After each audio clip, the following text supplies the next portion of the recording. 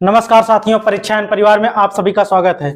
तो साथियों, हम लोग क्या कर रहे हैं, प्रैक्टिस सेट जो प्रीवियस ईयर के प्रैक्टिस सेट हम लोग पेपर आया हुआ है, हम उसको क्या कर रहे हैं, उसका पूरा विश्लेषण कर रहे हैं, जिससे आपकी जो परीक्षा भी हुई 28 और 29 में, उसमें काफी क्वेश्चन आपके रिपीट हुए हैं और जो चीजें हम पढ़ाए हैं उसमें से भी काफी क्वेश्चन आपके आए हुए हैं। आप उस चीज को देखिए एक बार, और जो वीडियो बनी हुई है, मतलब प्लेलिस्ट में जो वीडियो पड़ी हुई, उससे भी जो मुख्य मुख्य सिद्धांत जो पूछे जाते हैं, जो टॉपिकें पूछे जाती हैं, उसको भी आप एक नजर देख के जाइए। हमने वही पढ़ाया दोस्तों, जिससे आपके डायरेक्ट प्रश्न परीक्षा में बन रहे हैं।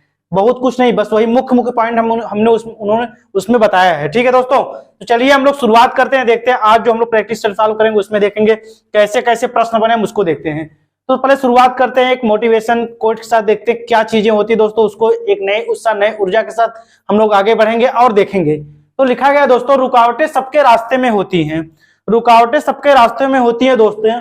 कोई थककर किस्मत को कोसता है, कोई थककर किस्मत को कोसता है, तो कोई किस्मत से लड़कर अपनी तकदीर दिखता है। ठीक है दोस्तों, कोई किस्मत से क्या होता है, किस्मत को कोसता है, तो कोई किस्मत से लड़कर अपनी तकदीर लिखता है। दोस्तों इसी क्रम हम आगे बढ़ेंगे, एकदम आप लोग लगा दीजिए जुआन, क्योंकि पेपर जो आपका हो रहा है, ऐसे प्रश्न सेम प्रश्न रिपीट हो रहे हैं, ऐसे ऐसे प्रश्न बन रहे हैं, तो आप ज्यादा से ज्यादा प्रैक्टिस सेट सॉल्व करिए। ठीक है, चलिए देखते हैं हम पहला क्वेश्चन देखते हैं दोस्तों इसी क्रम में क्या है हमारा। तो पहला क्वेश्चन हम लोग देखेंगे, उसमें क्या चीज पूछा गया है उसको देख लेते हैं हम लोग। तो दिया है बच्चों के विकास का क्रम, पूछा है बच्चों के विकास का क्रम कैसे चलता है। चलिए देखते हैं, अमूर्त से मूर्त की तरफ होता है, सामान्य से विशिष्ट की ओर होता है, पैर से सिर की ओर होता है, कि हाथ से केंद्र की ओर होता है, हाथ से पैर की ओर।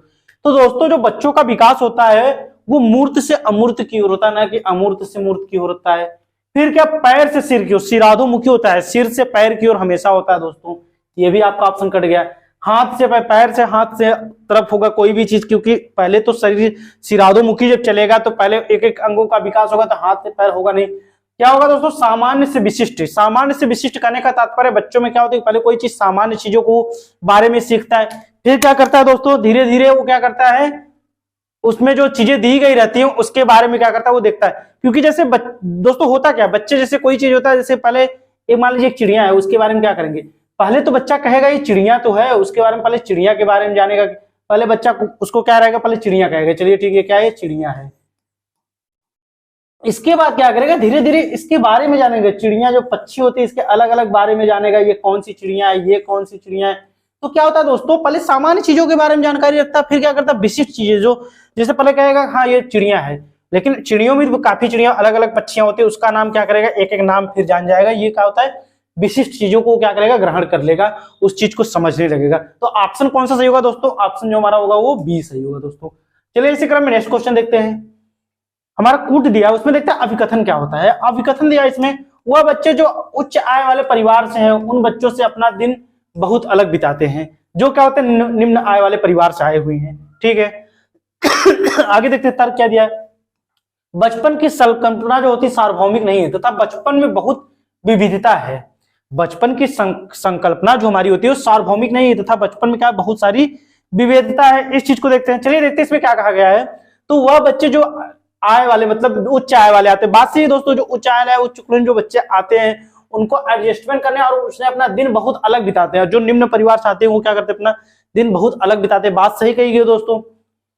इसके बाद क्या है, बचपन की संकल्पना सार्वभौमिक नहीं तथा बचपन विविधता होती है। ये भी बात सही, बचपन की संकल्पना सार्वभौमिक नहीं है, इसमें अनेक प्रकार की क्या होती है, विविधताएं पाई जाती हैं। तो बात सही है दोस्तों, दोनों बात इसमें क्या हमारी सही कही गई है। तो देखते हैं ऑप्शन ए और आर दोनों सही है, आर सही व्याख्या करता है एक ही, आपका यही ऑप्शन ए सही हो जा रहा है, बाकी ये सब क्या हो जाएंगे सही है, लेकिन आर गलत है, फिर ए और आर दोनों गलत। तो दोस्तों क्या होती है, बात उन्होंने परिवार के बारे में सही है, जो उच्च कुल से उच्च परिवार से बच्चा आता है उसके रहन सहन, उसके रहने सीखने हर चीजों का क्या होता है बच्चे का अलग होगा।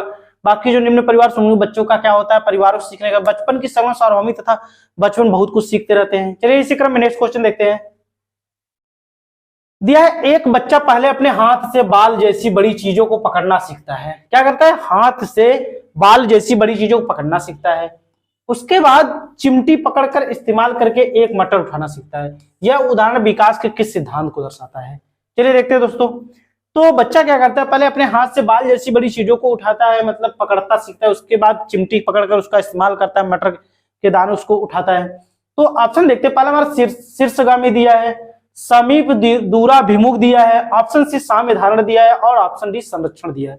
तो दोस्तों बच्चा क्या करता है, तो बच्चे में जो पहले वृद्धि होती है, पहले क्या करता है, पहले तो अंगों की वृद्धि होगी, उसके शरीर में जो शरीर का जो शिराधोमुखी जो हमारा होता है वृद्धि और विकास जो होता है, तो पहले सिर का, फिर ऐसे से एक एक अंगों का विकास होगा। तो मांसपेशियों के द्वारा पहले अपने हाथ को पैर को तो मजबूत करेगा, पहले मांसपेशियों को मजबूत करेगा, उस चीज को फिर क्या करता है वो, क्या मटर अपने उंगलियों के द्वारा पहले तो हाथ मजबूत करेगा, फिर हमारी मांसपेशियां पहले मजबूत होंगी, हाथ आदि चीजों में, फिर उंगलियों के द्वारा क्या करता है दोस्तों, उस मटर का जो इस्तेमाल करके उसको क्या करता है, मटर को उठाना सीख जाता है।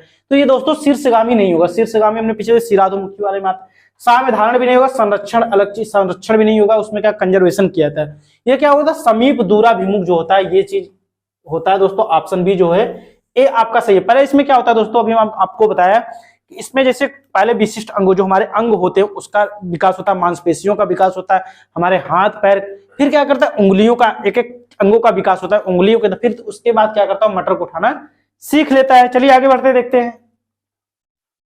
दिया है हमारा नेक्स्ट क्वेश्चन, बच्चे अपने समाज के बारे में जानकारी, कौशल, मूल्य और रीतियां केवल अभिभावकों से सीखते हैं, केवल अभिभावकों से सीखते हैं दोस्तों, इसे नोट करिएगा। फिर तर्क क्या दिया, बच्चों का सामाजिकरण एक सरल व रैखिक प्रक्रिया है। बच्चों का सामाजिकरण क्या है दोस्तों, एक सरल और क्या है, एक रैखिक प्रक्रिया। इस चीज को देखते कि कहा गया दोस्तों बच्चे अपने समाज में जानकारी, कौशल, मूल्य, रीति केवल अभिभावकों से, क्या ये सही है? सब चीजें बच्चे क्या अपने मतलब केवल अभिभावक से ही जानकारी, कौशल, मूल्य, रीतियां सीखते हैं, ऐसा हो सकता है भाई? उतना अपने घर परिवार, पास पड़ोस, समुदाय, मतलब हर चीज अपने संस्कृति के द्वारा भी तो सीखते रहते हैं। तो ये बात जो कही गई दोस्तों ये क्या है, गलत है। चलिए आगे देखते हैं। तर्क क्या है, बच्चों का सामाजिकरण एक सरल एवं रैखिक प्रक्रिया है। बच्चों का सामाजिकरण क्या है, सरल एवं रैखिक प्रक्रिया। ऐसा क्योंकि बच्चे क्या होते हैं, उनकी प्रक्रिया जो होती है सामाजिक, वो जटिल प्रक्रिया और संक्षिप्त प्रक्रिया दोस्तों, ठीक है। और बात ये भी क्या आपकी गलत दी गई है। तो देखते हैं ऑप्शन ए और आर दोनों सही है, व्याख्या करता है एक ही गलत है। ये ए और आर दोनों सही है लेकिन आर व्याख्या नहीं करता, एक ही भी गलत है। ए सही है लेकिन आर गलत है दोस्तों, ए और आर दोनों गलत है। यही ऑप्शन हमारा क्या है, सही है दोस्तों, क्योंकि इसमें जो बातें कही गई हैं ये क्या है, दोनों गलत है। तो ऑप्शन कौन सा सही होगा हमारा, डी जो ऑप्शन दिया है ये सही होगा। चलिए नेक्स्ट क्वेश्चन चलते हैं। डी जो ऑप्शन होगा वो सही होगा। किस अवस्था में बच्चे वस्तु अस्थायित्व की समझ तो बना लेते हैं परंतु यह नहीं समझ पाते कि क्रियाएं परिवर्तनीय और उनके निर्णय चीजों को मौजूद दिखावट पर निर्भर करते हैं। जो जिन प्याजे ने जो अवस्थाएं चार बताई, उन्होंने उसमें कहा है कि किस अवस्था में वस्तु अस्थायित्व की समझ तो बना लेते हैं परंतु यह नहीं समझ पाते क्रियाएं परिवर्तनीय और उनका क्या करते हैं, निर्णय उन चीजों मौजूदा जो दिखाई जाती है उसमें कर सकते हैं। ऑप्शन ये दिया है हमारा संवेदी चालक, सेंसरी मोटर, फिर पूर्व संक्रियात्मक प्री ऑपरेशनल दिया है, फिर मूर्त संक्रियात्मक कंक्रीट ऑपरेशनल दिया है, फिर क्या अमूर्त दिया है फॉर्मल ऑपरेशन। ठीक है, जो इसको एक करके हम समझ लेते हैं दोस्तों इसमें क्या क्या चीजें बताई गई। चलिए देखते हैं संवेदी चालक जो अवस्था होती है ये, इसमें क्या होता है दोस्तों, इसमें जो चलती है कितने से कितने वर्ष चलती है, 0 2। बच्चा इसमें क्या करता है, कोई भी चीज अपने ज्ञान इंद्रिया जो होती है उसको छू कर, चक कर, तोड़कर, मरोड़कर आदि चीजों। लेकिन पूर्व संक्रियात्मक अवस्था जो चलती है दोस्तों ये कितने से कितने वर्ष तक चलती है, 2 से 7 वर्ष तक। ठीक है, इसके बाद हमारी मूर्त आती है। फिर बात इसी में कही, बच्चे क्या करते हैं, वस्तु अस्थायित्व को समझ को बना लेते परंतु ये समझ नहीं पाते दोस्तों कि क्या ये चीजें मौजूदा दिखावट को निर्भर करती है, क्या चीजें हैं इस चीज को, वो तो अपने मानसिक चीजों को समझ ले लेते लेकिन उस चीज को क्या करते हैं, अच्छी तरीके से प्रस्तुत नहीं कर पाते हैं। ये किसमें होता है दोस्तों, पूर्व संक्रियात्मक जो हमारी अवस्था होती है इसमें होता है। तो ऑप्शन कौन सा सही होगा, ऑप्शन बी जो हमारा है वो सही होगा दोस्तों। चलिए नेक्स्ट क्वेश्चन चलते हैं। पूर्व संक्रियात्मक अवस्था के बच्चों के लिए शिक्षक को क्या करना चाहिए, पूर्व संक्रियात्मक अवस्था के बच्चों के लिए शिक्षक को क्या करना चाहिए। ऑप्शन दिया मूर्त संसाधनों व बहुत सी दृश्य सामग्री जो होती है उसका प्रयोग करना चाहिए। चलिए आगे देखते हैं। ऑप्शन बी दिया जटिल पदानुक्रमित संबंधों को दिखाते हुए चित्रों का प्रयोग करना चाहिए। फिर ऑप्शन सी दिया अमूर्त समस्याओं पर काम करने के लिए कहना चाहिए। फिर ऑप्शन डी हमारा कह दिया परिकल्पनात्मक सोच वाली समस्याओं को सुलझाने के लिए मौके मुहैया कराने चाहिए। तो ऑप्शन देखते हैं दोस्तों, पूर्व संख्या अभी हम लोगों ने इस पर चर्चा किया, कितने से कितने वर्ष चलती है, 2 से 7 वर्ष तक ये अवस्था चलती है। जिन प्याजे ने अपनी अवस्था को 4 भागों में बांटा है। ठीक है, हमने क्या किया, दूसरी अवस्था उनकी जो होती है उसमें इन्होंने कहा है कि पूर्व संक्रियात्मक अवस्था के बच्चों के शिक्षक को क्या करना चाहिए, मूर्त संसाधनों व बहुत सी सामग्री के। चलिए ठीक, आगे देखते हैं। जटिल की तो बात इन्होंने कही नहीं है। ठीक है, तो ये ऑप्शन ऐसे भी गलत हो गया। फिर अमूर्त समस्याओं पर काम करने के लिए कहना चाहिए। अमूर्त समस्या जो चीज हमको पहले नहीं समझ में आई उस पर काम कैसे करें। पहले क्या होता है, ज्ञान को हम उसी तरह, पहले जो चीज हमारे ज्ञान में होता है उसको फिर नवीन ज्ञान को उसमें क्या करते हैं, जोड़कर भी कोई चीज को हम सीखते हैं, तो आपका ये भी गलत होगा। फिर क्या दिया, परिकल्पनात्मक सोच के मुहैया हुए नहीं कराना है दोस्तों, ये चीज तो ऐसे भी करी है। इसमें क्या है, मूर्त संसाधनों में बहुत सी दृश्य सामग्री का क्या करना चाहिए, हमको प्रयोग करके क्या करना चाहिए, बच्चों को बताया गया। उन्होंने उस चीज में क्या किया, एक एक चीज करके समझाइए। बच्चे में क्या होती है, मानसिक समझ तो आ जाती है, लेकिन उसका प्रयोग कैसे करना चाहिए वो वही चीज करता है जितना शिक्षक मतलब उसको कोई कार्य दिया करने के लिए, मुख्य केंद्र उसका वही रहता है, हमको इतना कार्य मिला हम इतना करेंगे, उसका उसके बाद कोई चीज उसको ज्यादा उसमें वो समझता नहीं है। ठीक है, तो ऑप्शन कौन सा सही होगा, ऑप्शन ए जो हमारा दिया ये सही है। चलिए नेक्स्ट क्वेश्चन चलते हैं। निम्नलिखित में से पाठ का सही उदाहरण क्या है, पाठ का, इस चीज को नोट करिएगा दोस्तों। ऑप्शन देख लेते हैं, सवालों के जवाब बताना, चलिए भाई, संकेत व एवं इशारे देना, फिर क्या है, भौतिक पुरस्कार देना, फिर उद्दीपन प्रतिक्रिया के अनुकूल को सक्रिय करना। निम्नलिखित में से पाठ का सही उदाहरण, पाठ किसने दिया दोस्तों, तो हमारे जो लेव वाइगोत्स्की हैं, सामाजिक सांस्कृतिक विकास का इन्होंने सिद्धांत दिया है। अपने सिद्धांत में क्या किया, उन्होंने उस चीजों के बारे में क्या किया, बताया है। तो इसको देख लेते हैं दोस्तों। तो सवालों के जवाब देना तो बात इन्होंने कही नहीं है, और भौतिक पुरस्कार देने कोई बात नहीं, उद्दीपन परिवर्तन अनुकूल को सक्रिय कर, अनुकूलन को सक्रिय नहीं करने की, ये तो जिन पे आ जाए। फिर क्या, संकेत एवं इशारे देना, ये क्या होता है दोस्तों, पाठ जो हमारा होता है इसमें बच्चों को क्या होता है, थोड़ी सी सहयोगिता प्रदान करनी होती है।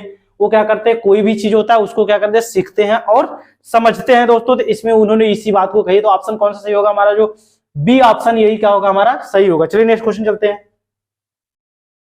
दिया लेव वाइगोत्स्की का मानना था, लेव वाइगोत्स्की जो थे उनका मानना क्या था, सीखना केवल ज्ञान का अवशोषण है। चलिए दोस्तों आगे चलते हैं। सीखना इनाम के प्रति एक नियंत्रित प्रक्रिया है, नियंत्रित प्रक्रिया है। आगे देखते हैं, ज्ञान को शिक्षक द्वारा विद्यार्थियों को निष्क्रिय तरीकों से पोषित किया जाता है, निष्क्रिय आगे कट गया, नियंत्रित आ गया कट गया, केवल आ गया। ऐसे दोस्तों हमको ऑप्शन देख के प्रश्न हल करने हैं। ज्ञान का सह निर्माण उस क्षेत्र में होता है जब बच्चों के स्वतंत्र रूप से क्या होते हैं, कार्य करने, दूसरे को मदद करने में मदद की जाती है। दोस्तों बात सही कही इन्होंने, क्योंकि उसमें जो मोर नॉलेज अदर उन्होंने बताया है दोस्तों, इसका फोल्डिंग के बारे में बताया है कि क्या करते हैं, अपने से छोड़ उनको मदद करने के लिए कोई भी चीज क्या करते हैं, हमें एक सहायता के रूप में प्रदान करते हैं दोस्तों। तो ज्ञान का सह निर्माण उस क्षेत्र में होता है जो बच्चों के स्वतंत्र रूप से कार्य करना और दूसरों की मदद करने में क्या होता है, ये मदद करता है। ये बात इन्होंने कही है। बाकी आपके ऑप्शन ऐसे ही कट गए दोस्तों, नकारात्मक ऑप्शन दिए सब। ठीक है, तो ऑप्शन कौन सा सही होगा दोस्तों, हमारा जो डी ऑप्शन ये क्या होगा, ये सही होगा। चलिए नेक्स्ट क्वेश्चन चलते हैं। दिया लॉरेंस कोहलबर्ग द्वारा प्रतिपादित नैतिक विकास के किस स्तर पर व्यक्ति यह तर्क करते हैं कि मानवाधिकार व न्याय सबसे जरूरी है, भले वह सामाजिक कानून के खिलाफ हो। चलिए दोस्तों देखते हैं। तो लॉरेंस कोहलबर्ग ने जो 3 अवस्थाएं बताई उसमें 6 चरण उन्होंने बताए हैं, परंपरागत, पूर्व परंपरागत और उत्तर परंपरागत। उसमें क्या किया उन्होंने, एक एक चीज बताई है। तो चलिए इसको देख लेते हैं दोस्तों। हमारा जो ऑप्शन दिया है इसको एक बार देख लेते हैं हम। तो ऑप्शन क्या दिया, आज्ञा पालन व दंड अभिविन्यास। चलिए भाई, अच्छा लड़का अच्छी लड़की अभिविन्यास। सी हमारा दिया अधिकारिता एवं सामाजिक क्रम व्यवस्था अभिविन्यास। बात क्या की दोस्तों, ध्यान दीजिएगा, विकास के किस स्तर व्यक्ति तर्क करते हैं, मानवाधिकार सबसे जरूरी है। वो क्या करते हैं, जो भी कुछ रहता है समाज में वो क्या करना चाहते हैं, उस चीज को भले उनको क्या करे, कानून के खिलाफ ही जाना पड़े, लेकिन उस चीज को करना चाहते हैं। ये कौन सी अवस्था होती है, उनकी तीसरी अवस्था होती है उत्तम परंपरागत अवस्था को, जो उन्होंने 2 भागों में बांटा है। उसमें ये अवस्था का ये सार्वभौमिक नैतिक सिद्धांत और विन्यास। दोस्तों डी हमारा जो ऑप्शन है सही होगा, क्योंकि इसमें उन्होंने वही चीज कहा है कि हम समाज के किसी व्यक्ति को किसी कार्य करने के लिए क्या होता है, उस चीज को ये नहीं सोचते कि इसको इससे क्या होगा, हम कानून खिलाफ जा सकते हैं, ये चीज हमारे लिए सही नहीं है। वही होता है दोस्तों जो उनको सही लगता है, समाज के लिए सर्वोपरि बनने के लिए खुद को वो चीज वही करते हैं। ठीक है दोस्तों, तो हमारा कौन सा ऑप्शन सही होगा, डी सही होगा। चलिए नेक्स्ट क्वेश्चन बढ़ते हैं। एक प्रगतिशील कक्षा में अधिगम क्या होता है दोस्तों, एक सरल प्रक्रिया है, एक सामाजिक प्रक्रिया है, केवल औपचारिक अनुदेशन द्वारा हो सकता है, और फिर क्या परीक्षाओं पर प्रतिबंधात्मक है। तो एक प्रगतिशील कक्षा में अधिगम क्या होता है, एक क्या होता है, सरल प्रक्रिया तो नहीं होगा दोस्तों, फिर केवल आ गया, यह औपचारिक प्रक्रिया भी नहीं है, और न कि परीक्षाओं पर प्रतिबंधात्मक हम लगा सकते हैं। यह क्या है, एक सामाजिक अधिगम प्रक्रिया है दोस्तों। क्या है, एक सामाजिक अधिगम प्रक्रिया। प्रगतिशील कक्षा में क्या होता है, बच्चे क्या जो आते हैं अपने समाज से, जो बच्चे आते हैं वो अपने समाज में अपने व्यवहारों को देखकर कुछ ना कुछ हमेशा वो सीखते रहते हैं। अपने समुदाय में जो चीजें होती हैं उसको कर कर, उसको देख कर, उस पर चर्चा करके आदि चीजों के द्वारा क्या होता है, वो सीखते रहते हैं दोस्तों। तो ये प्रगतिशील कक्षा में अधिगम क्या होगा, हमेशा जो कुछ भी सीखेंगे अपने व्यवहार को जोड़कर, और व्यवहार को तभी एकदम सार्थक माना जाएगा दोस्तों जब वो क्या होगा, अपने समाज से जोड़कर उस चीज को सीखा जाएगा। तो कौन सा ऑप्शन सही होगा, ऑप्शन बी जो हमारा दिया ये सही है दोस्तों। चलिए आगे बढ़ते हैं। दिया है कि हार्वर्ड गार्डनर के अनुसार निम्नलिखित में से कौन सा कथन सही है। हार्वर्ड गार्डनर जो है हमारे, उन्होंने बहुबुद्धि का सिद्धांत दिया है, तो उन्होंने उनकी जो बातें कही, कौन सा कथन उन्होंने सही कहा दोस्तों, उसको हम लोग देखते हैं। चलिए ऑप्शन ए दिया, बुद्धिमत्ता को प्रपोषित व विकसित नहीं किया जा सकता है, नहीं किया जा सकता है। फिर क्या है, हर व्यक्ति में विविध प्रकार की बुद्धिमत्ताएं होती हैं, बात सही है। उपलब्धि बुद्धिमत्ता का सफल पैमाना है, क्या उपलब्धि जो हासिल करते हैं क्या बुद्धिमत्ता का सबसे सफल पैमाना यही होता है दोस्तों। आगे देखते हैं, एक खास वर्ग के व्यक्ति दूसरे व्यक्तियों को वर्ग से ज्यादा बुद्धिमान होते हैं। हमको वर्गीकरण नहीं करना है दोस्तों, ये तो ऐसे भी कर गया। फिर क्या होता है, बुद्धिमत्ता को प्रपोषित व विकसित नहीं किया जा सकता है दोस्तों। हर व्यक्ति में विभिन्न प्रकार की बुद्धिमत्ताएं होती हैं, ये बात इन्होंने एकदम 100% सही कही है। इन्होंने जो सिद्धांत अपना दिया 1983 में, उन्होंने बहुबुद्धि का सिद्धांत दिया, उसमें बुद्धि को उन्होंने 9 प्रकार में बांटा है, 9 भागों में बांटा है दोस्तों। इसके बाद इनकी पुस्तक आई थी थ्योरी ऑफ मल्टीपल, जो आई थी थ्योरी ऑफ मल्टीपल क्या आई थी, थ्योरी ऑफ मल्टीपल इंटेलिजेंस, जो पुस्तक इनकी आई थी, उसमें इन्होंने क्या बताया। इसके बाद उन्होंने जो पुस्तक अपनी उस 9 प्रकार की बुद्धि बताई, उसमें उन्होंने यही बातें कही कि हर व्यक्ति, कोई भी व्यक्ति उन्हें बुद्धि, विभिन्न प्रकार की बुद्धिमत्ताएं पाई जाती है दोस्तों। तो ऑप्शन कौन सा सही होगा दोस्तों, ऑप्शन बी जो हमारा वो सही होगा। चलिए नेक्स्ट क्वेश्चन चलते हैं। राष्ट्रीय शिक्षा नीति 2020 पूरे देश के लिए प्राथमिक स्तर पर किस भाषा को निर्देश माध्यम से प्रस्तावित करती है, देख लेते हैं दोस्तों। ऑप्शन ए दिया है हिंदी, ऑप्शन बी दिया है अंग्रेजी, ऑप्शन सी दिया है संस्कृत, और ऑप्शन डी क्या दिया है, मातृभाषा या घर की भाषा या क्षेत्रीय भाषा। तो दोस्तों ये तो ऐसे ही आपको समझ गए होंगे कि राष्ट्रीय शिक्षा नीति जो 2020 आई थी पूरे देश में, उन्होंने क्या किया था, उन्होंने बच्चों की मातृभाषा, घर की भाषा, क्षेत्रीय भाषा, व्यवहार के द्वारा जो चीज सीखा जाता है उसी को उन्होंने सर्वोपरि माना है। ठीक है दोस्तों, तो ये ऑप्शन आपके ऐसे भी कट गए। तो ऑप्शन कौन सा सही होगा दोस्तों, ऑप्शन डी जो सही होगा हमारा ये सही होगा, क्योंकि मातृभाषा, घर की भाषा में इन्होंने क्या किया है, शिक्षा देने के लिए बच्चों को कहा है। चलिए नेक्स्ट क्वेश्चन देखते हैं। बैठने की व्यवस्था में लचीलापन अधिगमकर्ताओं का समूह में कार्य करना किस कक्ष की विशेषताएं हैं। बैठने की व्यवस्था में लचीलापन, इसके बाद अधिगमकर्ताओं का समूह में कार्य करना किस कक्षा की विशेषता। ऑप्शन देख लेते हैं। ऑप्शन दिया व्यवहारवादी कक्षा कक्ष, बी दिया सामाजिक संरचनावादी कक्षा कक्ष, फिर सी दिया है शिक्षक केंद्रीय कक्षा कक्ष, और डी दिया है पाठ्य पुस्तक केंद्रीय कक्षा कक्ष। तो दोस्तों इसमें क्या होता है कि बैठने की व्यवस्था में लचीलापन अधिगमकर्ताओं के समूह में कार्य करना किस कक्षा कक्ष की विशेषता है। तो दोस्तों व्यवहारवादी कक्षा कक्ष तो नहीं होगा दोस्तों, शिक्षक केंद्रीय तो माना नहीं है, पाठ्य पुस्तक केंद्रीय, सामाजिक संरचनावादी कक्षा कक्ष होता है दोस्तों। इस चीज को आप लोग देख लीजिएगा। इसमें क्या होता है कि बैठने की व्यवस्था में लचीलापन क्या होता है, अधिगमकर्ताओं का समूह कार्य करना किस कक्षा की विशेषता है, तो सामाजिक संरचनावादी कक्षा कक्ष की ये क्या होती है, विशेषताएं कही गई है दोस्तों। इस चीज को आप क्या करेंगे, नोट कर लेंगे। चलिए दोस्तों देखते हैं नेक्स्ट क्वेश्चन हमारा जो दिया है उसको देखते हैं क्या दिया गया है। किस प्रकार का शिक्षा शास्त्र एक शिक्षक को अपनी कक्षा में व्यक्तिगत भिन्नताओं को ध्यान में रखने क्या करेगा, मदद करेगा। ऑप्शन देख लेते हैं। ऑप्शन ए दिया है मानकीकृत व एक समान, बी दिया है पूरी तरह से परीक्षाओं पर केंद्रित, सी दिया है पूरी तरह से पाठ्य पुस्तक पर केंद्रित, और डी दिया है आपका संलग्न व संदर्भित। तो दोस्तों हमको स्टैंडर्डाइज नहीं करना, आपका ऐसे ही कट गया। फिर क्या करना है, पूरी तरीके से हमको एग्जाम परीक्षा पर ही केंद्रित नहीं रहना है, पाठ्य पुस्तक पर भी केंद्रित नहीं रहा है, संलग्न और संदर्भित हमारा जो ऑप्शन डी दिया है दोस्तों यही सही होगा। ठीक है, क्योंकि इसमें कोई भी बातें जो कही गई है, बच्चे क्या होते हैं अनेक प्रकार से आते हैं, उनके बौद्धिक स्तर, उनकी क्षमताओं को ध्यान में रखकर हमको शिक्षा देनी चाहिए। ठीक है, जैसे बच्चे क्या होते हैं दृष्टिबाधित, उनको ब्रेल लिपि के द्वारा शिक्षा दे, आदि चीजों को ध्यान में रखकर इसमें शिक्षा दी जाती है। चलिए नेक्स्ट क्वेश्चन देखते हैं। राष्ट्रीय शिक्षा नीति 2020 के अनुसार मूल्यांकन का उद्देश्य क्या होना चाहिए, इसको देखते हैं दोस्तों। ऑप्शन ए दिया रटने की क्षमता का परीक्षण, पुनर्उत्पादन व याद रखने की क्षमता को देखना, बच्चों को सीखने की प्रक्रिया में मदद करना, फिर क्या है पूरे देश में बच्चों की तुलना करने पर मापदंड को बताना। तुलना उलना काहे कर रहे हो यार, तुलना नहीं करना है।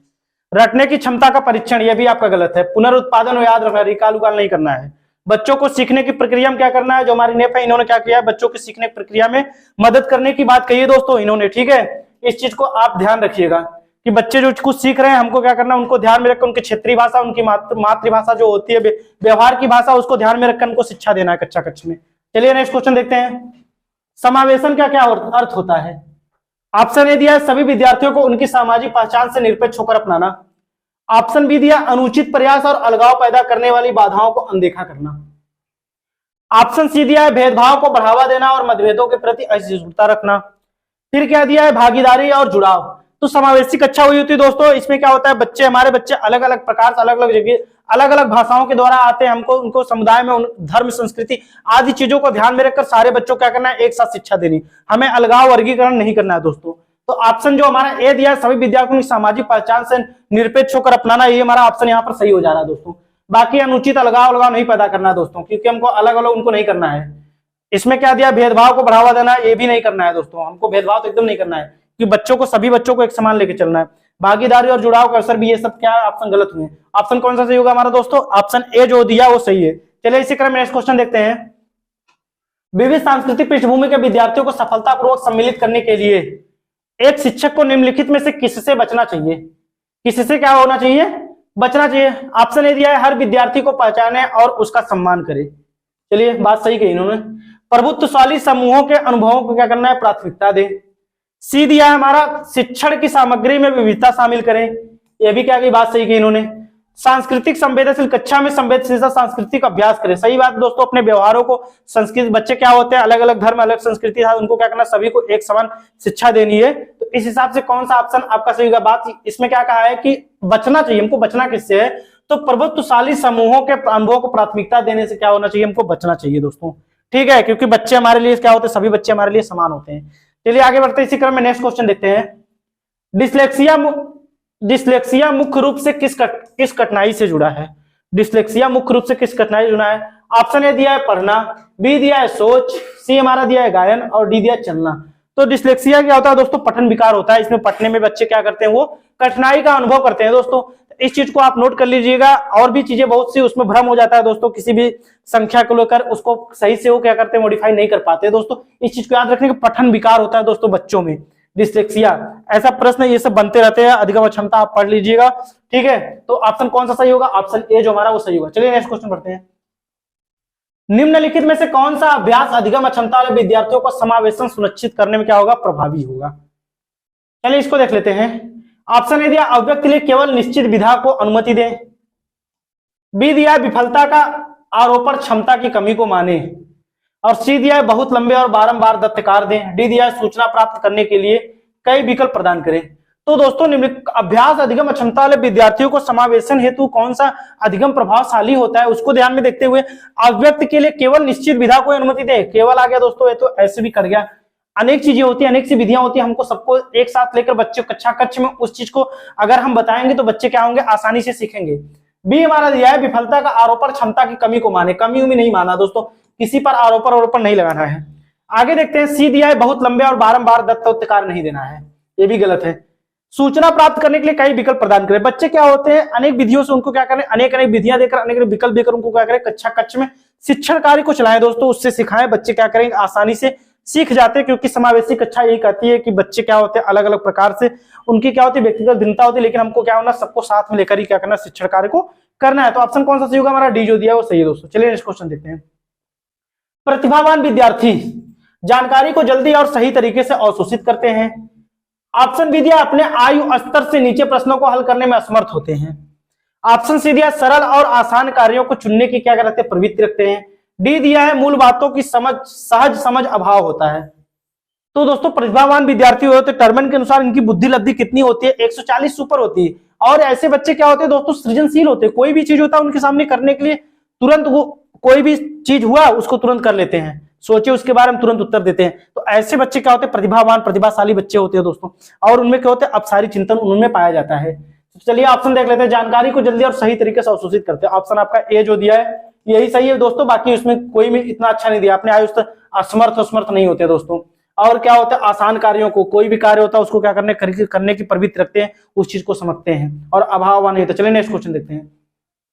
एक शिक्षक अपने विद्यार्थियों को किसी प्रश्न का उत्तर देने के लिए सहज अनुमान लगाने के लिए क्या करना चाहिए। एक शिक्षक को जब विद्यार्थी प्रश्न कर रहा है, प्रश्न पूछ रहा है, उनको सहज अनुमान लगाने के लिए, उत्तर देने के लिए क्या करना चाहिए, हमको देखते क्या उनको प्रोत्साहित करना चाहिए, इसके बाद क्या उनको दंडित करना चाहिए, उनको अनदेखा करना चाहिए, उनको अवरुद्ध करना चाहिए, ऐसे ऑप्शन हमारे दिए गए दोस्तों।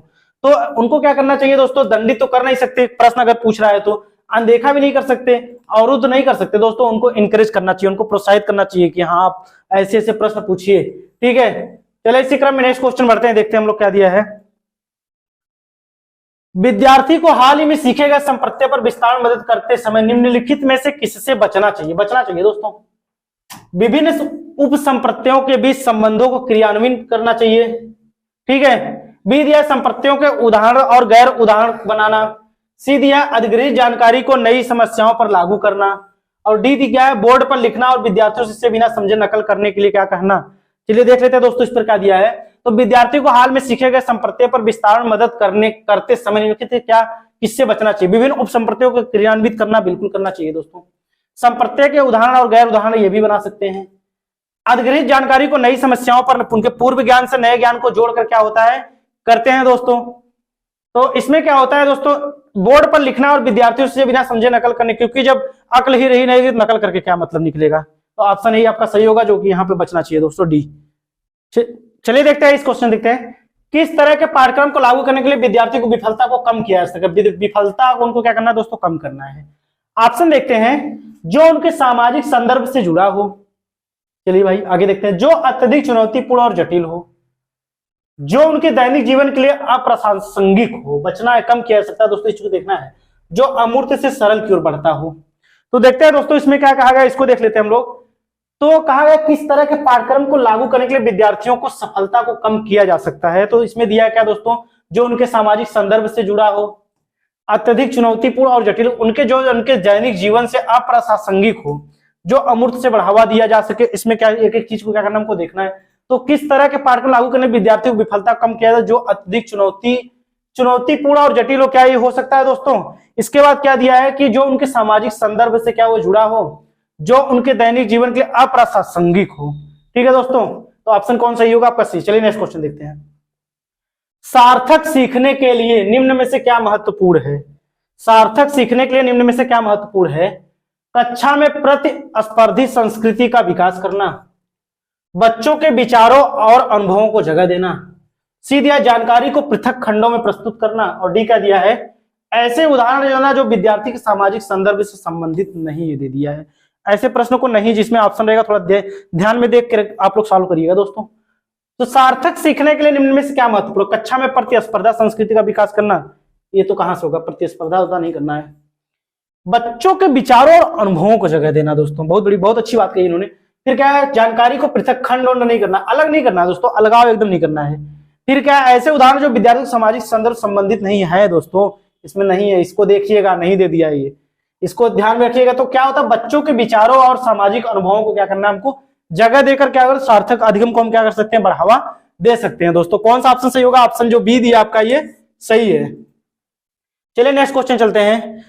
विद्यार्थी को नए संप्रत्यय पढ़ाते समय शिक्षक को निम्नलिखित में से किससे बचना चाहिए? देखिए 3-4 क्वेश्चन ऐसे आए आपके जो कि बचना चाहिए पूछा, इस चीज को आप ध्यान दीजिएगा।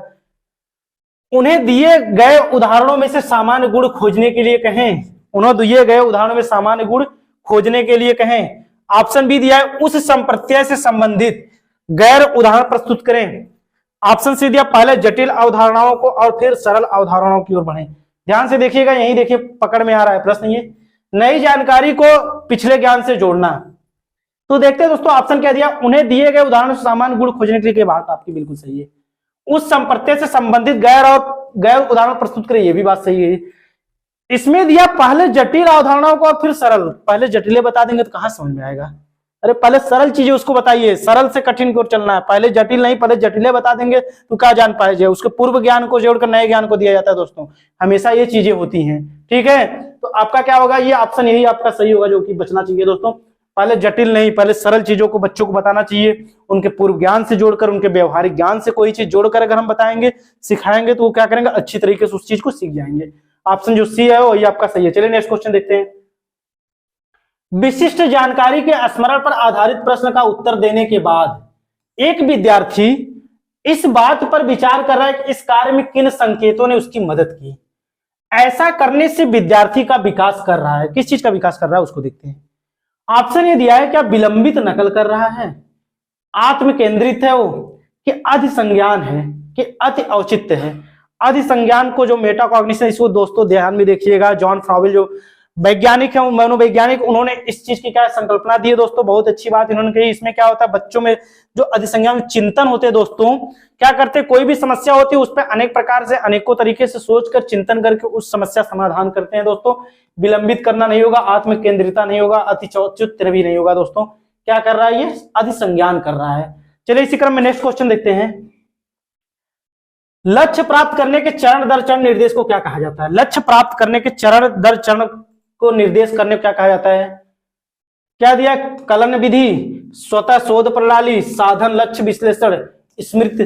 लक्ष्य प्राप्त चरण दर चरण निर्देश को क्या कहा जाता है दोस्तों? ये क्या होती है, हमारी मैथमेटिक्स जो गणितीय विधि होती है, इसमें क्या होती है, बच्चों को कोई भी चीज क्या करते हैं, उसको गणित के माध्यम से सिखा सकते हैं दोस्तों। एल्गोरिथम जो हमारी होती है, कलन विधि जो हमारी होती है, ये चरण दर चरण निर्देश उसको क्या करती है, पालन करती है दोस्तों। बाकी ये आपके नहीं होगी, साधन लक्ष्य विश्लेषण भी नहीं होगा, स्मृति सहायक भी नहीं होगा। ये जो कलन विधि आपकी है क्या होती है, चरण दर चरण विधि होती है, गणितीय विधि कहलाती है दोस्तों। चलिए आगे देखते हैं। विद्यार्थियों के बीच भ्रांतियां उनके बारे में क्या बतलाती हैं? देखते हैं, ऑप्शन दिया, अत्यंत गलत और तर्कहीन सोच प्रक्रिया होती है। बी दिया है, उच्च क्रम की भावना और बौद्धिक क्षमताएं होती है। सी दिया, अवधारणाओं के बारे में मूल और सहज समझ होती है।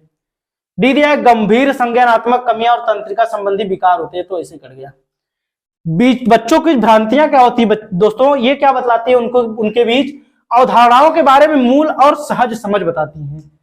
ठीक है दोस्तों, बच्चों को भ्रांतियां उत्पन्न होना बहुत बड़ी बात नहीं होती दोस्तों, क्योंकि अगर कोई चीज बच्चा अगर सीख रहा है तो क्या करेगा, अगर देखिए अपने पूर्व ज्ञान पर वो सीख रहा है, चलिए मान ले कोई चीज सीख लिया हो, तो अगर पूर्व ज्ञान को सीखा है, क्या अगर ध्यान दीजिएगा, अगर पूर्व ज्ञान को गलत चीज सीख लिया, मान लीजिए पूर्व ज्ञान जो सीखा वो गलत सीख लिया, तो नए ज्ञान में अगर सीखेगा तो उस चीज को अगर सीखेगा पूर्व ज्ञान को नए ज्ञान से जोड़कर, तो क्या नए ज्ञान में भी वो चीज वो गलत ही सीखेगा।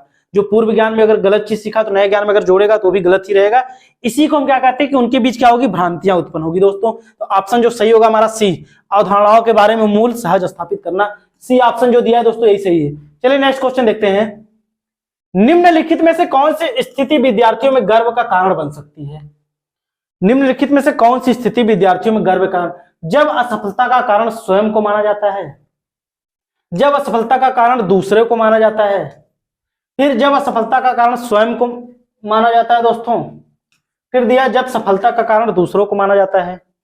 इसमें क्या होगा दोस्तों, इसको देख लेते हैं। जब सफलता का कारण स्वयं को माना जाता है तो क्या होगा भाई, स्वयं से कोई भी अगर कार्य करेंगे तो हमको जाहिर सी बात है गर्व होगा, भाई हम इस चीज को कर रहे हैं, ऐसे ऐसे इस चीज को समझे, ऐसे ऐसे किए हैं। तो दोस्तों आपका जो सी ऑप्शन होगा ये क्या होगा, आपका सही होगा। चलिए नेक्स्ट क्वेश्चन देखते हैं। निम्नलिखित में से कौन सा आंतरिक अवप्रेरणा का उदाहरण है? देखते हैं। मुझे पढ़ाई करनी चाहिए क्योंकि यह संप्रत्यय की समझ बनाने के लिए जरूरी है। दूसरा दिया है, मुझे शिक्षक द्वारा दंड से बचने के लिए अध्ययन करना चाहिए। अब दंड से बचने के लिए आंतरिक रूप से प्रेरित हो जाएंगे दोस्तों, ऐसे कैसे हो सकता है, ये तो कट गया। इसे भी, मुझे प्रतियोगिता में प्रथम स्थान प्राप्त करने के लिए अध्ययन करना चाहिए। अच्छा, ये भी होता है क्या? ऐसा नहीं होगा दोस्तों, इस चीज को भी क्या होगा गलत। मुझे अपने साथियों से प्रशंसा और प्रभुत्व प्राप्त करने के लिए अध्ययन करना चाहिए। कोई साथी होती नहीं, कंपटीशन बहुत जरूरी है, सब आगे बढ़ते हैं, कोई नहीं देखता दोस्तों, इस चीज को ध्यान रखिएगा। मुझे पढ़ाई करनी चाहिए क्योंकि संप्रत्यय की, कोई भी संप्रत्यय अगर दिमाग मस्तिष्क में आप बनाएंगे उसमें क्या होगा दोस्तों, तभी आप प्रेरणा होंगे, अंदर से आप तभी अप्रेरित होंगे दोस्तों किसी भी चीज को करने के लिए। ठीक है दोस्तों, तो इसमें जो ऑप्शन आपका सही है, लास्ट क्वेश्चन हमारा था, मुझे पढ़ाई करनी चाहिए क्योंकि संप्रत्यय की समझ बनाने के लिए हमारे मस्तिष्क में एक संप्रत्यय बनेगा और हम क्या करेंगे, आंतरिक रूप से अप्रेरित होंगे, कोई भी कार्य करने के लिए हम अच्छी तरीके से करने के लिए अप्रेरित होंगे। तो दोस्तों ये थे हमारे लास्ट, मतलब आज के 30 प्रश्न जो प्रीवियस ईयर कराए गए। तो आप हमारे चैनल को शेयर जम के करिए दोस्तों, लाइक कीजिए, सब्सक्राइब कीजिए और धुआंधार कमेंट कीजिए। तो आज के लिए बस इतना ही। अगर हमारा चैनल पसंद आ रहा है दोस्तों तो उसे लाइक करना ना भूले। धन्यवाद आप सभी का।